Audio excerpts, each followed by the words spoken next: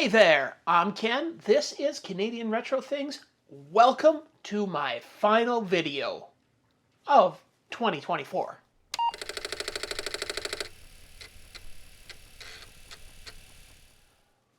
I'm just making a quick little video here to say thank you to all of the people that have watched my videos over the past year, have subscribed to my channel, have stayed subscribed to my channel, have done all those YouTubey things like liking my videos and commenting on the videos.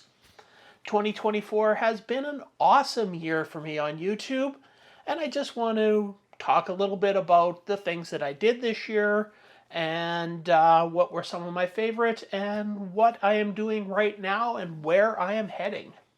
So, to start off, we'll talk about this year was an amazing year for me for being able to go to shows. I went to a total of 4 shows this year. I went to my first one in the spring was Coco Fest in Chicago, and it was great. I did a video about that. And then just about a month and a half later, I flew down to Toronto, jumped into a car with a bunch of the people from Retro Rewind, and we drove down to Hurricane, West Virginia to go to Boat Fest, which was just an absolute blast. I, of course, did a video about that too. And then I once again returned to the Chicago area in September for VCF Midwest, which was just the biggest, most insane show I have ever been to. I obviously did a video about that one too. And a little bit later in September, I went to my very first Comic-Con. I went to ThunderCon in Thunder Bay, Ontario. Now, I was there with the Thunder Bay Retro Computer Club, and I didn't actually do a complete video about this because I was so busy being at my first Comic-Con that I'd ever been to and meeting all the new people of the Thunder Bay Retro Computer Club that I had never met before. I was there because Robin from 8-Bit Show and Tell is a member, and he invited me to come along. So I had an absolute blast, but I kind of forgot to do much filming. So I briefly touched on it and showed some of the footage that I did shoot was in my wrap up to what I did for the summer of 2024. So you can check that out right here in this video. And of course, I couldn't do a year-end video without giving a big thank you to the people that watched the most watched videos that I had this year. And I actually had 2 videos that were significantly more viewed than any of my other videos. They were the wrap-up video for VCF Midwest 2024, the video about me going there, what I saw, some of the displays, the massive amount of people. I actually only touched on about 25% of the displays that were there, but, you know, it was a video in a big conglomeration of other videos that people did so that people could get a really good view of everything that was there, and it was just a lot of fun. Another one of my most viewed videos was the very first video that I did in 2024, and that was about a video game company called UMI. They made video games for the VIC-20. The cartridges that they released were definitely a bit of what I focused on because they were an odd size. They were a different size than the cartridge port, so it was very tricky to actually get them installed. As a matter of fact, the one game I have, I don't think I ever got it to line up properly and work in my VIC-20. So I actually had to load it from a different source just to see what the game was, and it really wasn't that great of a game. But yeah, you know, it's a little bit unusual, and I think because the cartridges and the company are a little bit unusual, that's probably one of the reasons that it was one of my more viewed videos. So big thank you for everybody that watched that. And of course, I can't do a wrap-up video about 2024 without talking about what my favorite video of 2024 was. As a matter of fact, it was 4 videos. You see, when I went to Coco Fest in May, I drove down there with L. Curtis Boyle. And we took a little side trip over to Michigan. And when we were in Michigan, we went to see Robert Kilgus, and we did a very in-depth interview with him. Now, if you don't know who Robert Kilgus is, well, he is one of the pioneers of the 8-bit systems. The videos are divided into 4 parts. There was his early years when he was working with mainframes, so back in the 60s and early 70s.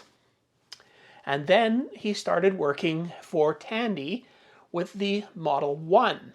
And in the time that he was working with the Model 1, he did some amazing programs and some amazing things, like, for instance, figuring out how to get sound out of a computer that was never designed to have sound.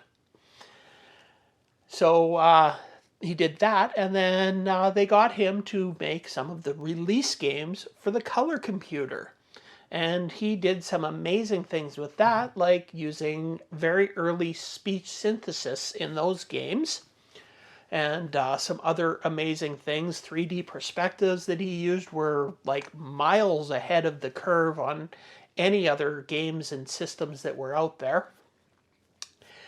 And then the 4th video is a wrap-up of his time at Tandy and what he did afterwards. So if there's a particular time period in there that you're interested in, then I definitely recommend watching at least one of those videos, because he is a fascinating, fascinating person.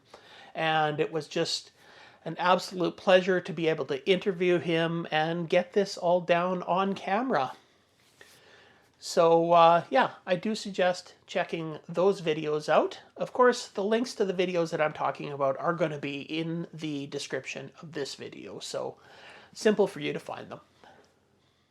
One of the things about having a hobby like the one that I have, making my videos for YouTube, is that I do have to collect a lot of the old computers and whatnot. And as many of you that probably do the same thing as I do, collecting these things, it can become a bit of a hoarding situation. Yeah, you see a lot of these computers and you're like, I always wanted to have one of those when I was a kid, so you buy it. And yeah, pretty soon you find that you've got shelves and shelves and shelves full of computers. And so I'm always picking up new equipment. This year I picked up a bit, but a couple of the things that I picked up really stand out for me as my favorite. They were the Commodore PETs that I picked up and the TRS-80 Model 1. Now, why, you ask, are those my favorite? Well, because they were things that I didn't want when I was a child. They were completely off my radar. They were from before I really got into the computers with the Apple IIs and the color computers and whatnot. So I never really thought about them. But having picked them up has really taken me out of my comfort zone on working on them and getting them up and running and cleaning them up, because I really, going into it, didn't know a lot about them and have really been learning a lot. Because really, I know a lot about VIC-20s, Commodore 64s, Cocos, stuff like that, because those are the things that I was using when I was a child. And yeah, I had a habit of taking things apart, so I was taking them apart as a child too. So, and seeing how everything was set up and how things were running. So I was fairly familiar with those. But yeah, so I've had a lot of fun over this year working on those, cleaning them up and getting them going. The Commodore PET's not completely working yet, but I have one of them kind of artificially working. I've got the TRS-80 Model 1 and its expansion pack working. And next year, I will be doing a little bit more work on those. Speaking of next year, and also this year. So one of the things that you may notice is that over the year, my video output has kind of dropped. I was going into the year, I was doing basically a video a week. And now I'm only doing a couple of videos a month. Well, I've been very busy doing other things. That real life stuff where you have to actually earn money to, eat and live and stuff like that. Well, that's been kind of taking a bit of a priority on me because unfortunately my second job, as I've mentioned in previous videos, is working on movie sets and television sets as an extra. And the work has not been very good over the last couple of years. Well, the last few years, recovering from that little thing that we had going around for a couple of years back in 2020, 2021. That kind of shut down a whole bunch of movie stuff, and then the strikes happened. And after the strikes, it's been like a year, and I'm a fairly low person down on the totem pole, so I'm kind of always the last person to get called. Things have started picking up, but I've been having to take a lot of other jobs to kind of eat.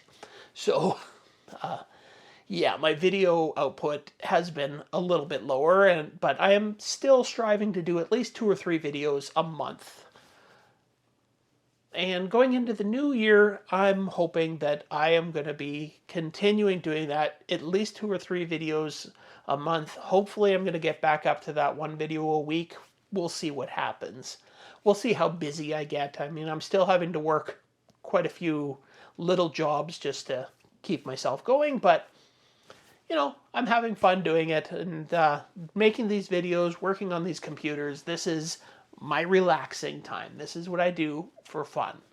So I guess all I have to say is Happy New Year.